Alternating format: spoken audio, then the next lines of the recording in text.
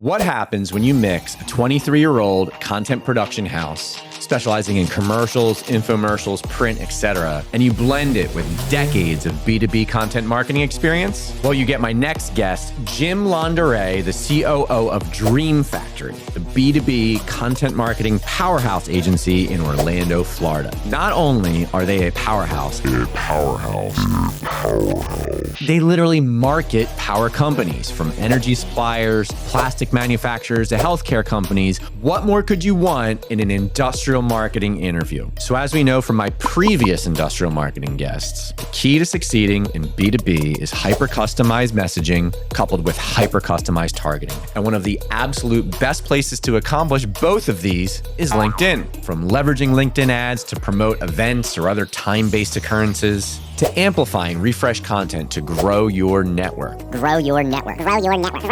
When is the last time you amplified your organic content on LinkedIn with ads? If it's been a while, you should listen up. And last but not least, how Dream Factory is blending offline and online tactics like LinkedIn to get optimal results for clients. The riches are in the niches, and that's why the niches are what we cover on the Niche Marketing Podcast. If you want more content like this focused on the industrial marketing segment or other segments, don't forget to smash that like button, hit subscribe, and stay tuned for this amazing episode of the Niche Marketing Podcast.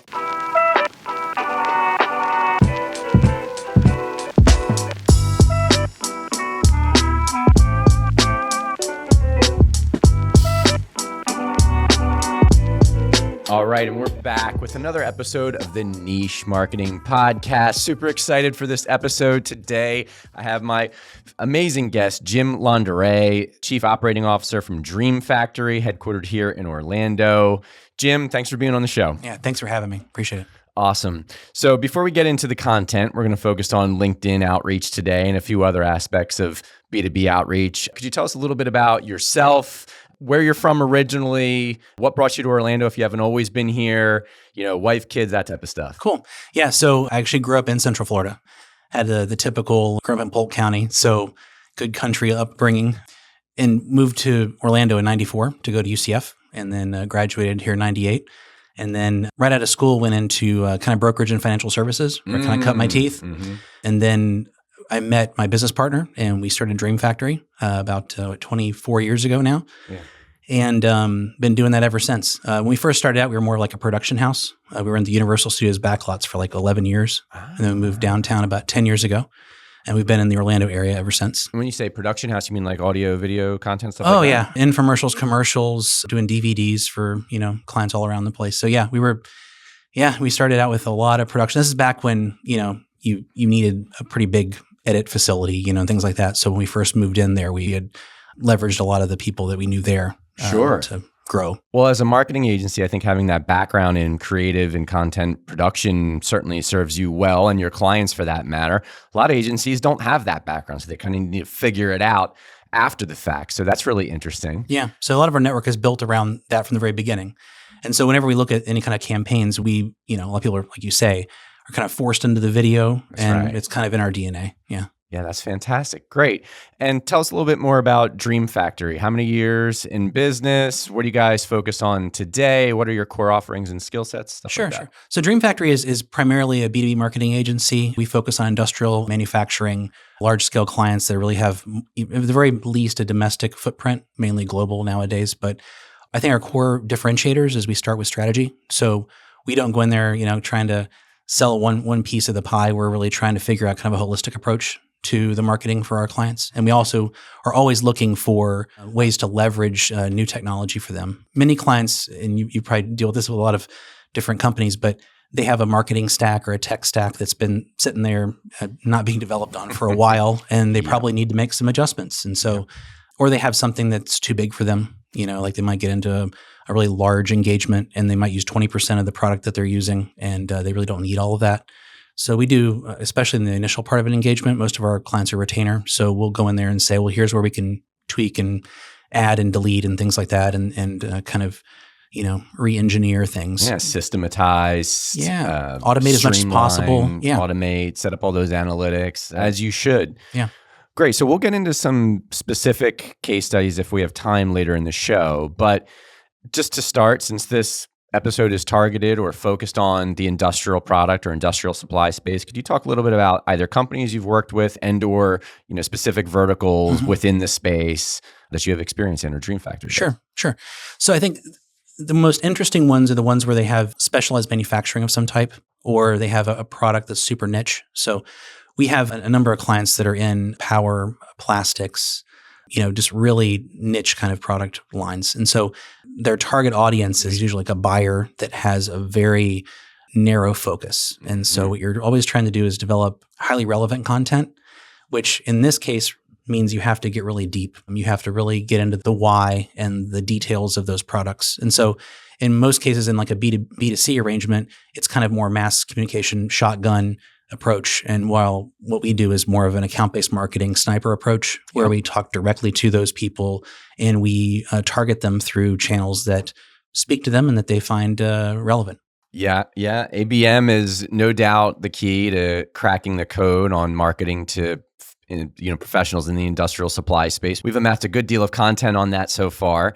And that's a perfect segue to why we wanted to have you on the show, Jim, because you guys are masters at all things LinkedIn outreach, warm, cold, groups, ads, all of that. And we want to get into it as much as possible. But let's start with just flat out outreach. Right now I'm reading Alex Hormozy's book. He's incredible. And he's got a real knack for simplifying things down to the least common denominator. And he's got something called the core four, which he's essentially saying, look, all marketing, all trying to get your word out, your message to anyone falls into basically 4 buckets. So I'll give them in the opposite order. You've got, he calls it just posting content. That would be, whether that's on social or on a blog for SEO, whatever it is, content marketing. You've got ads. So you've got earned and paid in a sense. But then the other part of the 4 core quadrant is, warm outreach to people you already know and cold outreach to people you don't. And that's marketing in a nutshell. So we're going to talk about those top 2 here. This is very top of mind for me because I've been doing a lot of it recently. And there's so many little nuances. I'm sure a lot of our listeners have tried this to some degree in the past, but there's so many little nuances that make it tough. So let's start from the top. We want to do outreach on LinkedIn. Let's say we're going to start cold.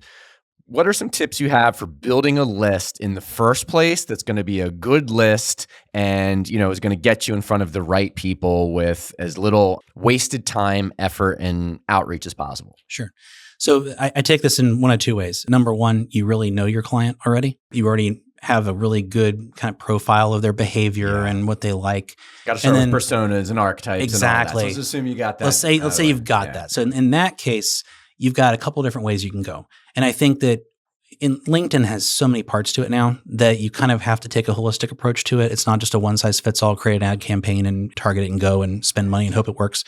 But in the case where you really know who you're talking about, you have to have a couple different things set in stone. You have to have a consistency to your communication. So it has to speak to them consistently. And it can't be targeted in general. They have to be able to look you up and find that, they are an expert in this area. The second thing is, and what I love the most is whenever you have existing clientele, they're really like brand ambassadors for you, ask them. Just ask them, where do you commingle with people in the same industry? Find those choke points. And a lot of times there's, especially in B2B, there are always trade shows and events. And these trade shows and events are typically planned out months and months in advance. And we've done a ton of campaigns this way where you will invite the people who don't know you necessarily, but maybe they've heard of you, to your booth. Invite them beforehand. Get them aligned with the messaging. Send them LinkedIn campaigns, send them email campaigns in concert, the same kind of messaging at some kind of cadence. Don't overload them, but make them aware and then line them up so that when you meet them in person, again, you establish that person-to-person connection. And that in the B2B space, it's about longevity. It's about, building your business long-term. And when you're targeting the right kind of clients, you get a lot more traction, right? It's not as much pop in, pop out. It's more like, we're sticking with somebody because we trust them as a vendor, we trust them as a supplier, that kind of thing. Sure.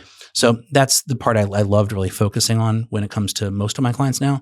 But when it comes to just purely LinkedIn, I feel like one of the things that's kind of lost is getting the right kind of content to the right kind of people. And so while you're speaking about we're producing blogs all the time about different detailed topics, and LinkedIn being one of them, a more recent blog. But one of the things that most of our clients kind of come in with a misconception of is that by just having a website that talks about these things, that's good enough. And we have to take that content where 10 years ago, that was kind of the approach, right? SEO, bring them to me. You have to go out and find them and push that content and continually get that top of mind thought leadership. Yeah, to some extent, it's like we've gone from push to pull back to push again. Exactly right. Because there's so much noise. Yes. Yeah. And there's so many people trying to get those people's eyeballs and attention. Yeah. So I think, when it comes to you're already doing the work, we talk about content development, like how do you distribute your content? And really it comes down to in these niche markets, it's about being really specific and then giving them multiple ways of connection. It doesn't have to be like a right now, hey, call me right now. But, the in-mail campaigns are critical nowadays. And if you're really good at in-mail, like you really have a good idea, and I'm not saying like you're chat GPTing a bunch of stuff, but like make it like you would actually be speaking to someone when it comes to this kind of stuff. Yeah. Don't make it generic because then people can see right through this, just delete. And then, they think, wow, they're using, some kind of generic approach that doesn't really engender any kind of trust or belief in the brand. So I feel like that's the part that's kind of starting to get missed a little more because people are relying upon automation a little bit too much in areas where they shouldn't. You really should have a personal touch in those areas. Yeah, and I feel like your typical business professional is already starting to cultivate, a little bit of a filter or radar for what might be AI-generated content versus something that has that human touch. Certainly Google's looking at that very closely, but sticking with the step-by-step on the outreach. Okay, so you've got your list. You've identified who you want to reach out to. You have to start crafting or drafting those emails. So I don't know if it's as simple as for some clients, you're doing one-to-one, every email is crafted individually, or if other clients, you're doing more small mass or small group lists. But in situations where you're going to do somewhat larger groups and you need to templatize it at least a little bit, do you have a formula for how you're going to draft those emails? What's the key to personalizing at scale, which is a bit of an oxymoron? If you're into your content marketing pretty deeply, like you already have like a ton of blogs and you can take a look at your analytics and see where you're getting traction in terms of viewership and in terms of in a level of engagement, you stick with that. And I think that's something that people don't do enough. They think that it's a totally different ball game. Well, if you're hitting the right market and the right market's going into your website and you're seeing the analytics from the correct market, then you can pretty much derive they're interested in those topics. And so you can hit those topics in the order that they're interested in them in terms of importance in the email. And most email campaigns are centered around subject line and initial approach. So when someone says something in a subject line that's really interesting and it's something that people are interested in, it also has to be timely, but really that's the biggest part, is not to delete it out. And to your point about size of list, if it's like a 10,000 person list, there's no way you can do individualized unless you have like a giant sales team, right? But if you have like a more, and I like segmentation in that way, you just take the ones you really, really want and you do individualized, and then you can do some A/B testing on the larger lists and give it 2 or 3 shots and see what it looks like in that initial email in terms of click-through rates and engagement with the content. But yeah, you have to really think these things through, and you don't have to spend a ton of time on it because, if you have a more mature sales force and you have a really good idea of what your clients like in terms of your existing client personas, then you can pretty much know what they're interested in and you can write emails to those points. Okay. So when I asked you about how to craft the email, you talked about going into analytics or just recalling back what's worked with your other content marketing efforts to prioritize that in your outreach. And so I guess innate in that response is the assumption that when you're doing cold outreach, is it correct that you're avoiding directly almost making a pitch and trying to book a meeting? Do you almost always aim higher in the funnel and try to outreach with content, or address that? Are you going right for the meeting? Or are you doing those more soft sell content, or how do you find that right balance or mix? There has to be a balance. It's a great point. So you have to have a little bit of both. And so I like to, in a lot of sales jargon, is like, the test close. You get to the midpoint of the email and it might be a paragraph or 2 paragraphs in, and you say, if you're looking for that right now, click here and we can, and then go beyond that and say, if you're not, if that doesn't interest you, then what's the next thing on your list of analytics that we're interested in? And you have another test close, and then you have the final one at the bottom. So you can kind of, segment those things out and give people multiple ways of clicking or engaging with your content and not necessarily make it a singular focus. And I think that's like, I would rather have, in my experience, I would rather have 100 email signups for one of my clients and 2 leads in a lot of cases than have 3 or 4 leads and 0 email signups. I'd rather have that consistent relationship and build the funnel. Fill that funnel. And more you have people that are listening to you as a thought leader, the more you can then have them share that content, the more you can have them give you responses, comments, and it brings that one-to-one communication. And you know how, well, in most B2B, it's not like the tomorrow. It's more about the projection, right? Like what's it going to look like in a year or 2 or 3, what products are really selling, but more importantly, is there seasonality that we need to talk about as well. So I think about this in terms of if I can get everybody in the industry looking at my client as a thought leader, then whenever they have that specific need that my client has, the first top of mind is going to be my client. And therefore, you can have a mix of information and information, want to talk. So you can do that over and over and over again. As long as you have the cadence right and you're not filling up emails with spam, basically, then you're doing it right. Okay, very good. All right. And so you're reaching out cold. You're doing some mix of transactional prompts or calls to action coupled with, layering different value-added content that they can reference. How about for your existing and/or mutual connections? 2 very different things, I suppose. Those that are already connected to you versus those that are one or 2 layers removed. For nurturing existing connections, is it safe to say that the play there is just organically posting content? Or tell us a little bit about what you might do to build value for your existing connections and how you're going to go about doing that. Great. So it's interesting. I was looking at my LinkedIn yesterday in preparation for this, and I was thinking about how many of the connections I have do I actually know. A lot. And I don't know if you have the same experience. I'm probably at about 30% at this point. I think that's pretty high. It's very high compared to most people. Very high. Yeah. Because most of the LinkedIn population came on LinkedIn after a lot of the methodologies kind of shifted towards just expand your network, open to work, all that kind of stuff. So when I first started on LinkedIn, it was like probably the first 2 months after it was open. And I started doing these seminars, and we had like a little theater downstairs in the building we were in at Universal back in the early days. And I'd bring in all the C-levels that I knew from my networking groups. And I would, because none of them knew anything about LinkedIn, it was kind of brand new. And initially, what was the first thing I would tell them? Take out your Rolodex, take out your business cards, right?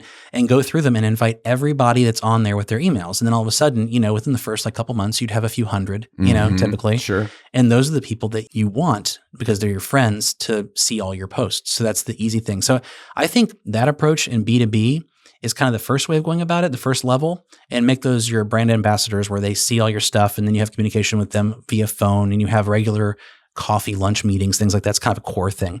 But now to your point about how do you really get great traction, I guess, with your existing LinkedIn connections, for me, it comes down to identifying how you can kind of niche market with the content a little more. So in my case, I'll give you a specific example.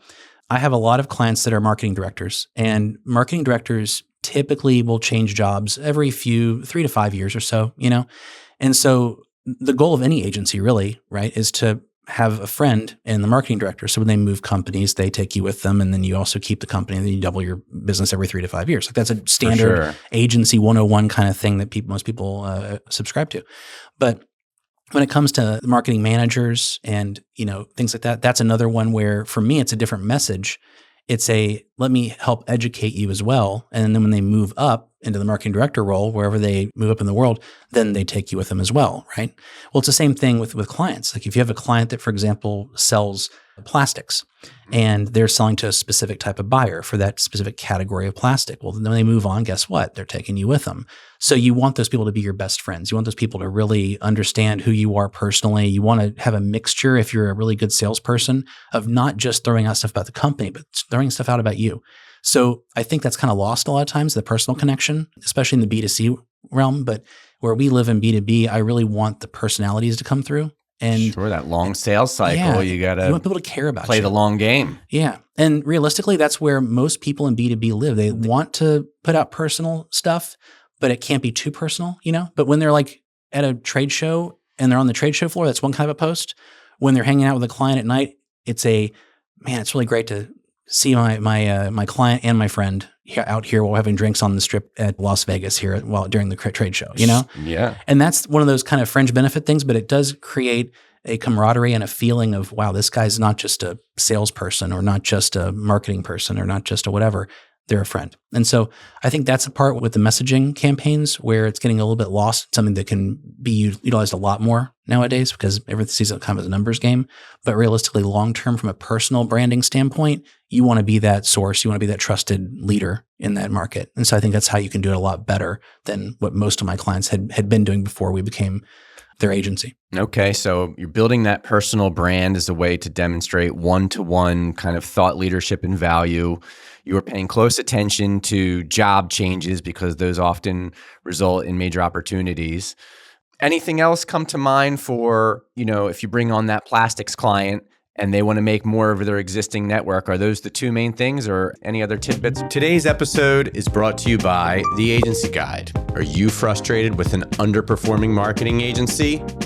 Who isn't? Are you unsure about what marketing channels to invest in and who to invest with? Maybe you're just fed up with the overpromising and under-delivering of marketing agencies. Fear not. You need to contact The Agency Guide. The Agency Guide, or TAG, represents a vetted pool of 200 plus vetted marketing agencies and consultants, and they will matchmake your brand's specific needs with these trusted marketing professionals for free. That's right, for free. You don't need an expensive agency search firm. You need The Agency Guide. For over 10 years, TAG's experienced marketing consultants have been providing pro bono consulting and matching brands with vetted agencies based on needs, budget, timeline, location, even your personality. They're marketing professionals. They're agency matchmakers. They're The Agency Guide. To learn more, visit www.theagencyguide.com today. Oh, there's tons more. So nowadays, there's a lot more data available, especially intent marketing data. So if, for example, you have a really good handle, as you talked about before, on your persona targets, one of the things that we've been doing a lot of for years now, but now it's becoming much more effective, is taking intent data and bringing it into LinkedIn and overlapping email with LinkedIn campaigns with actually outbound call campaigns. And there's a lot of different ways you can do this, but when you have that kind of, triangle of activity, it really does help you at least eliminate what is not a really good targeting group, right? You can get more focused on what does work, at least on the front end. And then you can get down to the kind of nitty gritty of what messaging is the tip of the spear. And I think most companies nowadays where we're kind of thinking, hey, the market's going back up. How do I get in there, first and kind of start to get these new employees that have come on board with, hey, we're the leader in this space. Try us out and give us a shot. That really comes down to, again, here we are with intent. Someone's searching on Google and now you know that they're interested in your product or service. We need to hit them with a 1, 2, 3 and call them maybe 4 weeks after the initial emails, after the initial LinkedIn campaigns, tweak a little bit during the process. But that to me has been probably the most successful part of an addition to our campaigns in the last 2 to 3 years, at least since post-COVID. I'm glad you bring up intent data. Thanks for that. Any resources, tools that you might want to plug or name drop for our audience? It's a good place to get reliable intent data because there's a lot of them. What do you like? I like ones that allow me to size it for the clients. And a lot of times I don't like the one size fits alls because you know how this is where like you get like and again, everyone has their niche, right? But like a Salesforce Marketing Cloud is not necessary for a $5 million company that has 3 salespeople. So you need to be able to find the right kind of fit for you. And I will say just from a structure standpoint, leveraging LinkedIn is a fairly easy thing to do with a minimal budget before you get to the intent data side. So I'll get to that in a second. But like giving like a Sales Navigator plus an Octopus or some other program like that allows you to do send out like maybe a couple hundred notes a day that are catered to the market. That's a really easy way to multiply efforts. And you can also prove actual ROI fairly quickly from an investment like that. And so most of them are month to month. You can get out of them if it's not working for you. You get a new salesperson on board. You want to kind of supercharge their efforts. You already have kind of an idea of a cadence and a scripting. That to me is like the first thing I would do is salesperson, Octopus, Sales Navigator. Here's the stuff, set it up and go. That's pretty much a layup. And then when it comes to the intent data, we've used Bombora data through a number of different other systems, but some clients have ZoomInfo, and we've had some good results from that. There's another number of other different solutions, Lead 4-in-1 and a couple other ones like that. But I would say, Googling that is a fairly easy thing to find, and then just take a quick gander at the pricing. Sure. And again, from my client's perspective, it's not really about the spend as much as the ROI, like how usable the data is. Mm-hmm. And so if the That's right. salespeople actually understand how to use it, then you can go a little bit deeper. If it's an agency level thing, then it comes down to, okay, what are we going to get for the price? And you have to kind of bundle it, or you have to have a separate line item. Well, and you talk about how to use it properly. That gets back to crafting that ultimate message that, and the outreach messages that, and the targeting. The target's and all that. the key. I mean, it's a big jumbled knot that needs to be kind of untied one string at a time. That's where Dream Factory comes in. Okay, speaking of that jumbled knot, let's talk the paid side of the equation a little bit on LinkedIn. And hopefully in the context of how you might integrate LinkedIn's paid offering, which has multiple types of inventory, perhaps you could talk a little bit about just macro, how you're layering these pieces in, right? So sorry, that was a bunch. How are you using LinkedIn paid? What types of inventory do you like, and how do you layer that into the overall strategy of the organic, the posting, the outreach? No, and when you go into LinkedIn, advertise at the top right, and you click the button, you go in there, and it has like all these different options. I can understand why, if you're like new to it, it's overwhelming. And sorry to interject, right? But in preparation for this interview, right, I'm on LinkedIn like every day. I've been using it my entire career, probably 20 years. I didn't realize how few aspects of LinkedIn I actually use in comparison to how much is available. Right. So again, been on LinkedIn my entire career, barely touched the ad side of things. So you talk about all the different types of ad inventory. If you could expand on that a little bit, that'd be great. So the easiest way to think about this is, what are you already doing? Are you already creating, like a lot of my clients will come in and they'll have like a marketing department that's working in Canva or some, Adobe suite, and they've got ads and they've got content that they've created. And some of them come in and they're even as advanced for a B2B company as having like a TikTok account, and they're throwing out small video content, things like that. If you've already got those things, you want to repurpose them.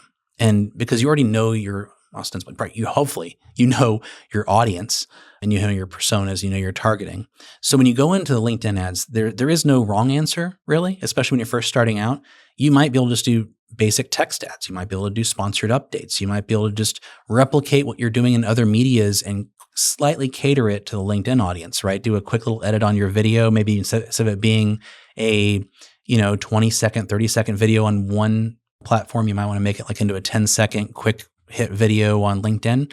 And then it's that back-end stuff too. It's like, where are they going to go? What are you trying to get them to do? LinkedIn has native forms you can click and they pop up, and they're already pre-populated with the data that's in the person's LinkedIn profile. So for example, if I were to look at an ad and I click on it and the thing pops up and it says, send me more information, and it says Jim Laundere, Dream Factory, phone number, click, and all I have to do is click one button and the lead is sent to the person, the client with it that created the ad.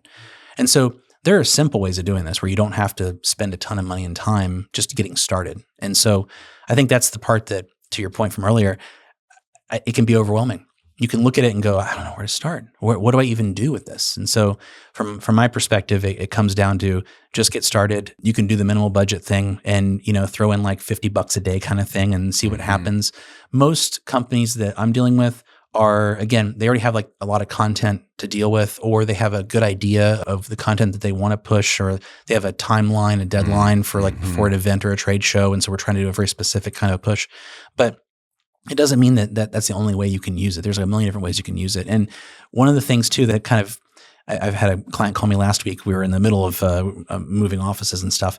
And we were talking about, how do you cater existing content that's old, right? Because a lot of clients have stuff that's like 3, 4, 5 years old, right? And Google has, their algorithm's always changing, right? But there's no harm in going back and taking a look and seeing what's changed in that content that we need to change in the blog, and then repost the blog and say it's updated. Yeah, in fact, Google loves that. Right, because what are you doing? You're refreshing old data, and they already know you have authority because that was previously ranked, and so therefore, and so you take that same thing and you post that as a new sponsored update. You update your regular page and then you click it to sponsor it, and boom, you hit the market that's the right market with in terms of the targeting group. Hit the button, put a couple bucks towards it, and then the right people are going to see it when they log in and see in their scroll. So that's like an easy one to do. To jump in then, it sounds like, I guess on balance, if you're going to start from just if you're choosing between transactional ads, hey, I've got this thing, buy this thing, Right. or you can take content you have and aim more high to mid funnel and, put advertising dollars behind that first, I guess, kind of gun to the head type situation, you lean towards the latter. If you have a lot of people that you're trying to target, yes. Yeah. If it's a very, very niche, like focused group of people, I would overlay a ton more of the personalized end mails from your Sales Navigator account, because then they're seeing it both, right? They're seeing the news, and we all have this kind of idea growing up in the television era. Like if you're on a media, like it's special, right? Lawyers, car dealers do it well at TV, billboards, same kind of thing.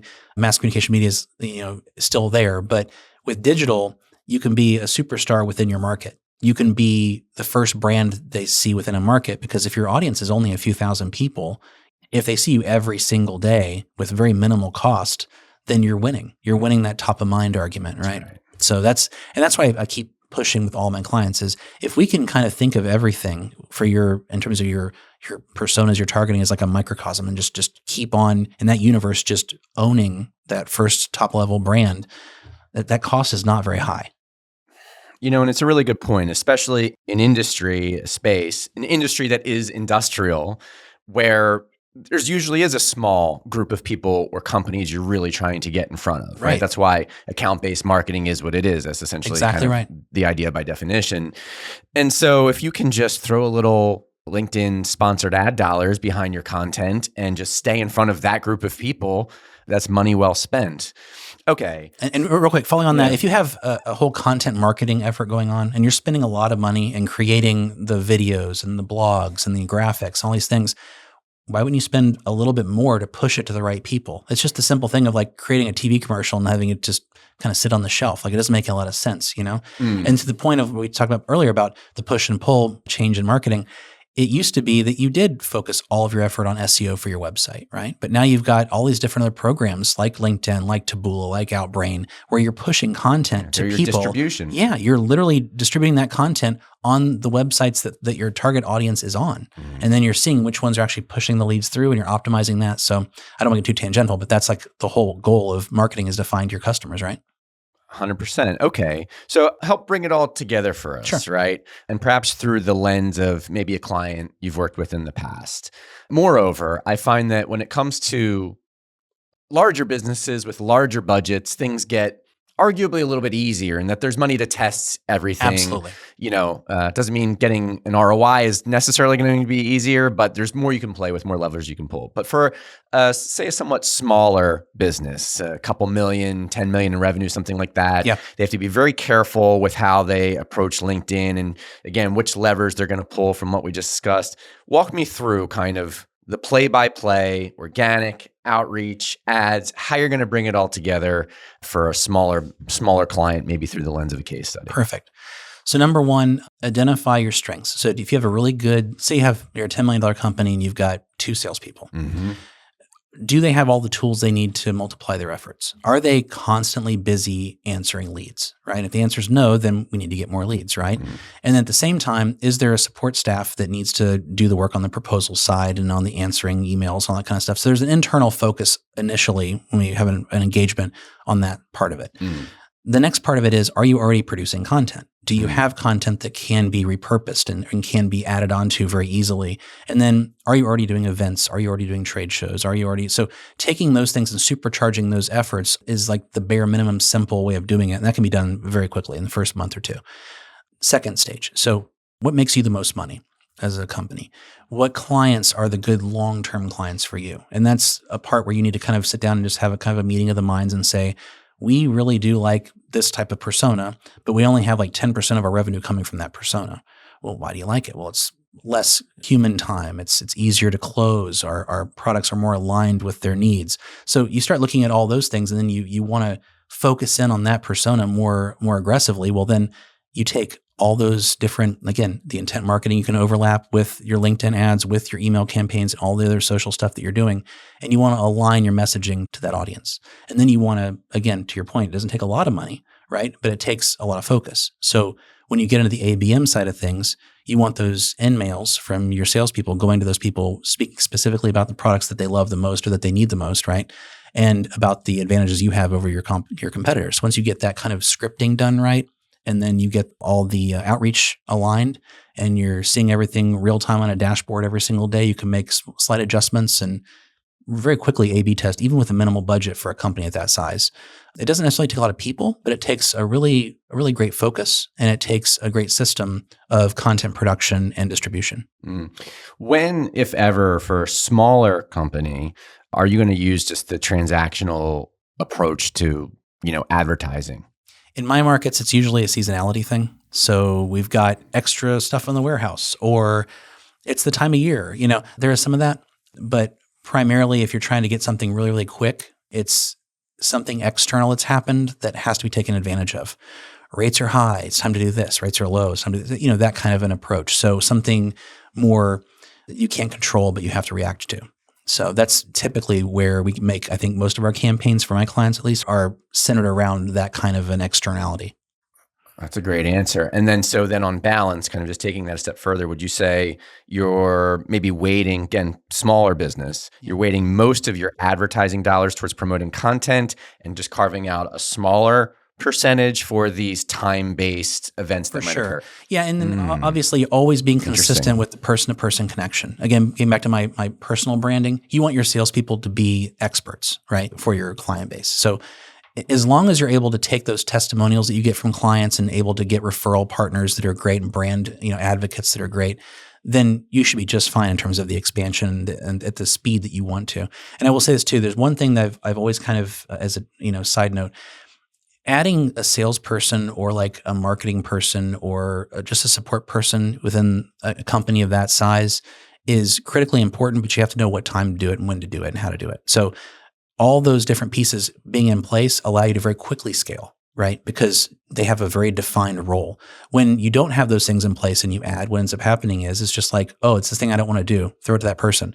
And it just adds to kind of the muck, And so what I always try and talk to my clients about when it comes to like campaign efforts is we typically handle like most of the marketing strategy, but we need their subject matter experts to give us really what the meat and potatoes is of the messaging when it comes to, oh, this is great because it applies to this persona in this way. So they have that knowledge, and we're really good at taking that and making it into promotional and getting people actually to respond to it. So I feel like that's kind of the one differentiator that's hard to quantify until you get into a specific example, and especially when it comes to clients that are a little bit on that high growth but smaller revenue number, they typically will skip over that structure and get to just add people. And that structure is scalable. The people aren't. So you got to get the structure first.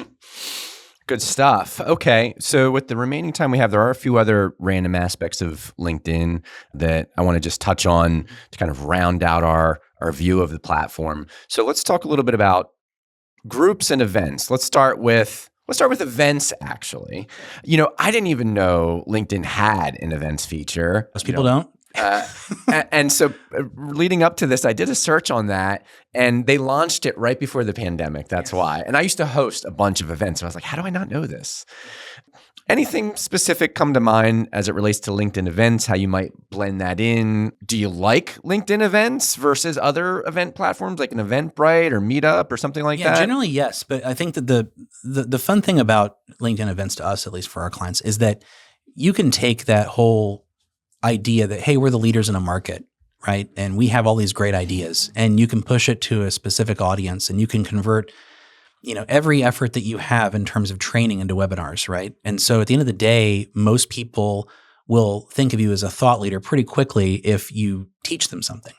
So what we love to do with our clients is set up webinar series, because if you can do just 4 or 5 ideas that are 15 minutes at a time, 20 minutes at a time, and leave a 10-minute for Q&A at the end, it's really simple to set things up and execute them through that platform. And then at the same time, obviously, there's hopefully a little bit of a viral aspect to it, whereas you don't get that from a lot of other platforms. So that's where I feel like there's the most benefit to our clients. Because you can just release it as a piece of content after the fact. I also like limiting it, like saying only 40 people can join this webinar or whatever that needs to be. Yes, that scarcity, it's urgency. great. Again, it's makes great. me think of Alex Hormozy is huge on that. I mean, everybody, this that's smart is big on that, but that's a great tip. It's also interesting. You rattle off the number, maybe 10, 15, 20 minutes. That caught my attention because I think the natural inclination is, oh, hey, we're going to do a webinar. So 30, 45, Keep an it hour, simple. Keep 10 it simple. minutes, 15 minutes. And it's just a concept. It's just a simple concept this is how this works for this application. And who are you targeting? The people who are interested in that application. So at the end of the day, it comes down to really that specificity and that depth of knowledge, not necessarily that kind of wide approach, right? It's a mile deep, inch wide kind of thing. Yeah, and then you're going to send that out to your email list and nurture them with that and of content. course, you're recording it and you're putting it behind some sort of gated. Put down your name and email to get this information, and you add to your list, and it adds to an ecosystem of content, and you have to think that way as a company, because over the years, you just don't want to do like hit and miss stuff. If you're going to put the effort into it, you might as well get some long benefit from it, right? Okay. And then last but certainly not least, groups. So again, this is one of those things, I'm well aware of LinkedIn groups. They've been there forever. And the few times I've really tried to use it prior to recently I've been giving it another look, but prior to recently, it's always just kind of looked like a bit of a spam fest, even though there's these, spam fest or like a self-congratulatory. Like AstroTurf. Yeah. Yeah. You know what I mean? It's like we create this thing and it's run by the company that benefits from the conversation directly. That's right. Yeah, and a little bit disingenuous. The moderation. So how have you found them useful, if at all? And if you have found them useful, what are some quick tips you can give our listeners so that they can get more benefit out of it, other than calling Dream Factory to have you help them with it? Yeah. Well, so here's the thing. I've always told all my clients this is like, if you're going to do a social media, do it well. And if you're not going to do it, just don't do it. Because the effort is the key. So if you're going to be the cost. Yeah, exactly. Well, and it's, in this case, it's time, right? Do you have someone who really understands how to leverage it? And is it really integrated into the rest of your sales and marketing effort? So when it comes to groups, the thing that I kind of, I struggle with on LinkedIn is that there's kind of a low bar, for someone just kind of, hey, I'll just throw this out there and see what happens. And so there's a lot of kind of just 8-member groups that speak to something that I'm interested in, but there's no real activity in them. Right. So finding the effort of creating a group and maintaining a group and consistently trying to push, content to that group can be super helpful. But you have to have an effort that actually makes a ton of sense. Now, having said that, there are some great groups out there, and you can find, my company in the last year, like most companies in marketing advertising, has really been integrating AI as much as possible and automation as much as possible, right? As you should. But the groups that are there, you have to ask yourself, like, well, what is the general kind of direction of the content here? What are they really trying to push? And when it's just a reference, like here's a new technology, here's what it does, check it out. I like that. That's a simple thing, right? And if it's just the same one over and over again, I don't like it because I've already tried that. It doesn't work very well, that kind of thing. So you need to have kind of, in my estimation, a more broad-based accepting kind of a group to make it really grow. And to do that, most companies don't like having competitors in it, right? And so you have to be careful about kind of how you're leveraging the group if you're going to create one. Now, having said that, the opposite's also true for most of my clients. I tell them if we're going to create some kind of great content, post it in a group that it applies to. And that's perfectly fine, right? But finding those groups and supporting that and having someone to go ahead and do the comment response and stuff like that is an effort. So if you're going to do it well. If you're not going to do it, don't do it. Yeah. Yeah. Something we've been looking at doing, in full disclosure, it's a new strategy we're testing, although we feel pretty good about it, is going into some of these groups ahead of time, knowing that we're ultimately going to post maybe an interview like this or a snippet like this or something I learned from you today, Jim, right? So to be clear, going onto LinkedIn, finding groups about marketing, maybe a B2B industrial supply company, and saying, what are some ways you can leverage LinkedIn groups to market an industrial supply company? Allow the group members to talk about it. Allow them all to have the opportunity to provide their own value, demonstrate their own thought leadership. Allow them to do that. And then come back after the fact and say, those are great answers. Here's what we found. And then post Jim Laundere from Dream Factory in Orlando, Florida, talking about his strategy for it. And so to consolidate that down, it's essentially setting the table, positing the question to the group, allowing the other group members to riff on it, and then later at the end coming back with what your thoughts are.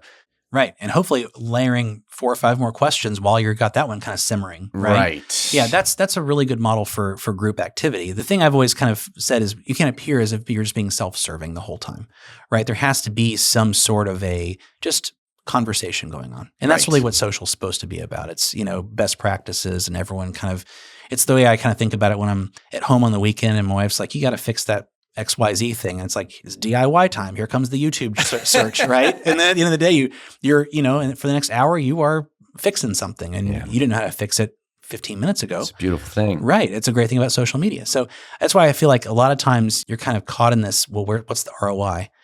And if your return on investment is dictated by some sort of immediate return on investment, like in the next week, month, it's probably not going to say, hey, let's go to LinkedIn groups and do some effort. It's got to be a long-term plan, right? Well, and that's a great place to really close because other than the ad products we talked about, the whole thing is a longer-term play. Correct. As is marketing a B2B company in general. That's if you've got that short-term focus, it's probably not going to work out too well. Maybe you pick off some low-hanging fruit, but then what? Yeah. And that's when most companies think to contact someone like yourself, Mr. Landere. So, Jim, thanks so much for coming on the show. We really appreciate your insights. You brought a lot to the table, and I'm sure our listeners are going to love it. Thanks so much. Thanks so much.